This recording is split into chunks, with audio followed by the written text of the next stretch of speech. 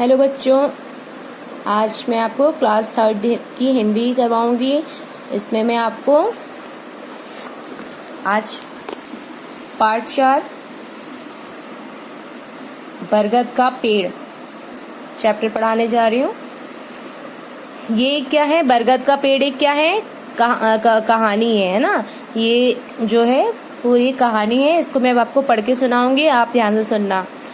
और इसका प्रस्तावना है, मतलब इस पूरे चैप्टर में क्या लिखा है, पार्ट में पूरा क्या लिखा है, ये मैं आपको बता रही हूँ। अपनी खुशी को महत्व देने की बजाय दूसरे को खुशी देना ही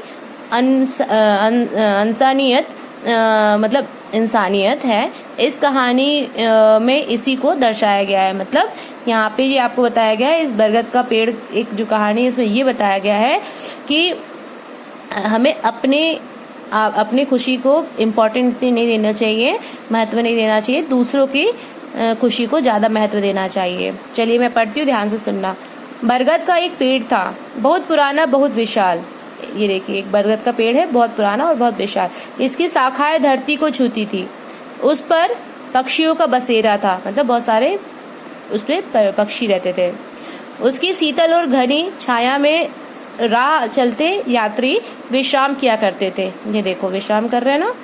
चरवाहों का तो पूरा दिन ही बरगद की छाव में बीतता था। मतलब जो गाय चराने वाले होते वो हमेशा उसी के नीचे बैठे रहते थे। वह बरगद गांव वालों के लिए देवता था।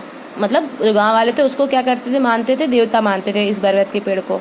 गांव की स्त्रियां त्योहारों पर उसकी पूजा करती थी। जो देखो, गांव की स्त्रियां इसकी पूजा करती थी। आपकी मम्मी भी करती होगी ना बरगद की पूजा, उसी तरीके से। बरगद गांव के सुख दुख का साझेदारी था। मतलब ये गांव में बरगद का पेड़ सबके लिए सुख दुख का मतलब उसमें मदद करता था। बरगद एक किसान की जमीन पर था। किसान बहुत बूढ़ा था। एक बार वह बीमार पड़ गया और मर गया, है ना। ये एक किसान, बूढ़े किसान के उस पे बरगद का पेड़ था। तो ये क्या हुआ, जमीन पे था तो वो बेचारा बीमार हो गया और मर गया। उस किसान ने के 4 बेटे थे। वे चारों आलसी, निकम्मे और कामचोर थे। हर समय आपस में लड़ते झगड़ते रहते थे। किसान के मरने के बाद भी उनमें खूब झगड़ा हुआ। लड़ झगड़कर उन्होंने अपने पिता की सारी संपत्ति आपस में बांट ली। जैसे उसके पिता मर गए तो ये सब आलसी थे और निकम्मे थे, तो उनने आपस में लड़ाई झगड़ा करके आपस में संपत्ति को बांट लिया। अब बाकी रह गया बूढ़ा बरगद। उस पर चारों अपना अपना अधिकार जता रहे थे। गांव वालों ने उसे समझाया कि कोई एक भाई बरगद का पेड़ को रख लो, लेकिन कोई भी अपना हिस्सा छोड़ने को तैयार नहीं था। अंत में चारों के ने निर्णय किया कि बरगद को काटकर इसकी लकड़ी आपस में बांट ली जाए। मतलब चारों ने अपना अपना हिस्सा ले लिया, मगर क्या हुआ कि ये जो मतलब चारों क्या कहते थे कि हम अपना अपना हिस्सा छोड़ना भी नहीं चाहते थे और कोई भी एक अपने हिस्से में लेना नहीं चाहता था। और गांव वाले समझा रहे थे, फिर भी उसकी बात भी, तो चारों ने ये मतलब सोचा कि इस बरगद के पेड़ को अपन बेच देते हैं और इसकी लकड़ियों को अपन इसको काट के और इसकी लकड़ियों को बेच देते हैं और आपस में बांट लेते हैं। गांव वालों ने यह निर्णय सुना तो बहुत दुखी हुए। उन्होंने यह चारों भाइयों को बहुत समझाया, लेकिन उन पर कोई प्रभाव नहीं हुआ। वे अपनी अपनी कुल्हाड़ियां लेकर बरगद को काटने पहुंच गए। ये देखो, है ना, उन पर कोई प्रभाव। बड़े लड़के ने सबसे पहले छोटे से कहा, तू सबसे छोटा है इसलिए तू ही शुरुआत कर। सबसे छोटे भाई ने कहा, मेरा मन आज ठीक नहीं है, रात मैंने एक बहुत बुरा सपना देखा है। मतलब बड़े भाई ने छोटे भाई से कहा कि सबसे पहले तू ही काटना शुरू कर। तो छोटा भाई क्या बोलता है कि नहीं मैं नहीं काटूंगा, क्योंकि मैं आज मन अच्छा नहीं लग रहा है, मैंने रात को एक सपना देखा था।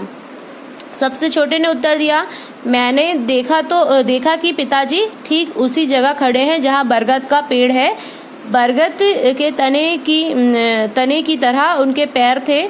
उनकी कई भुजाएं थी जो बरगद की शाखाओं की तरह फैली थी। उनका सारा शरीर लहूलुहान था और आंखों से आंसू टपक रहे थे। आंखों से आंसू टपक रहे थे। मतलब इस भाई ने बताया कि मैंने देखा कि सपने में कि ये जो बरगद का पेड़ है उसकी जगह पे मेरे अपने पिताजी पापा खड़े थे और उनकी जो हाथ पैर, ये शाखाओं की जगह पे उनके हाथ पैर थे और ये उनके पैर इस तरीके से दिखाई दे रहे थे जड़ की तरह, और उनके आंख से क्या आंसू बह रहे थे। और उनके शरीर से खून निकल रहा था। दूसरा बोला, अरे यह सपना तो मैंने भी देखा था। दूसरा भी यही बोला कि मैंने भी यही देखा था। तीसरा बोल उठा, आश्चर्य, यह सपना तो मैंने भी देखा था। तीनों ने यही सपना देखा था। अब सबसे बड़ा बोला, यही सपना मैंने भी देखा था। चारों ने क्या देखा था? यही सपना देखा था। थोड़ी देर चारों चुप खड़े रहे। फिर छोटे ने कहा, तुम लोग इस पेड़ का चाहे जो करो, मैं इसे नहीं काट पाऊंगा, है ना। छोटे ने कहा कि मैं इस पेड़ को नहीं काट पाऊंगा। तीनों भाई उसके मुंह की तरफ देखने लगे। चारों के बीच फिर चुप्पी छा गई। कुछ देर बाद सबसे बड़े ने कहा, यह पेड़ हमारे पूर्वज की निशानी है, मैं इसमें से अपना हिस्सा छोड़ता हूँ, है ना। मतलब छोटे ने पहले मना किया कि भाई मैं तो नहीं काट सकता, तुमको काटना है तो काटो। तो फिर इस तरीके से सब उसके मुंह पे देखने लगे। तो सबसे बड़े ने फिर क्या कहा कि ठीक है, मैं अपना हिस्सा छोड़ता हूँ, है ना। तुम तीनों इसे बांट लो। ये तीनों से कहता कि तुम तीनों आपस में बांट लो। दूसरा बोला, मुझे भी इससे अपना हिस्सा नहीं चाहिए। दूसरे ने भी मना कर दिया। तीसरे ने कहा, ठीक है, अब इस बरगद को काटना ठीक नहीं होगा, इसलिए मैं भी अपना हिस्सा छोड़ देता हूँ। अब पूरा बरगद छोटे को का हो जाएगा। मतलब तीनों ने अपना अपना हिस्सा छोड़ के और छोटे वाले को कहा कि तुम ले लो इस बरगद के पेड़ को। छोटा चुपचाप उनकी बातें सुन रहा था। वह बोला, जब आप लोगों को अपना हिस्सा नहीं चाहिए तो पूरे बरगद को लेकर मैं पाप का भागीदार क्यों बनूं, है ना। उसने ये कहा कि जब आप लोग को नहीं चाहिए तो मैं भी क्यों लूं इसे। वर्षों से गांव के लोग इस बरगद को अपना मानते आए हैं। मैं पेड़ उन्हीं को सौंप देता हूँ। उसने ये सोचा कि भाई मैं जब इस बरगद के पेड़ से पूरे गांव वाले को फायदा हुआ है तो हम लोग उन्हीं को दे देते हैं। इतना कहकर उसने भी कुल्हाड़ी फेंक दी। गांव के लोग चुपचाप खड़े तमाशा देख रहे थे। चारों भाइयों का फैसला सुनकर उनमें खुशी की लहर दौड़ गई। वे खुशी से झूमने लगे। गांव वालों को खुश देखकर वे चारों भाई भी बहुत खुश हुए। आज उन्हें पता लगा कि दूसरों की खुशी देने से भी खुशी मिलती है। मतलब ये हुआ इस कहानी में, ये हुआ कि उन लोगों ने अपनी अपनी खुशी को छोड़ दिया। मतलब उसको बरगद के पेड़ को नहीं काटा और गांव वाले उससे फायदा लेते थे उस पेड़ से, तो उन लोगों ने उनके लिए वो पेड़ छोड़ दिया। तो जिससे क्या हुआ, सभी खुश हो गए, सब गांव वाले। तो इसको देखकर जो बाकी के जो मतलब गांव वालों को देखकर इन लोगों को, चारों भाई को ये आज पता चला, उनको समझ में आया कि भाई दूसरों को खुश करने से हमें भी उतनी ही उससे ज्यादा खुशी मिलती है। तो बेटा इस कहानी में आपको यही शिक्षा मिली कि हमें दूसरों की अपनी खुशी से ज्यादा दूसरे की खुशी को महत्व देना चाहिए। ठीक है, ओके, थैंक यू।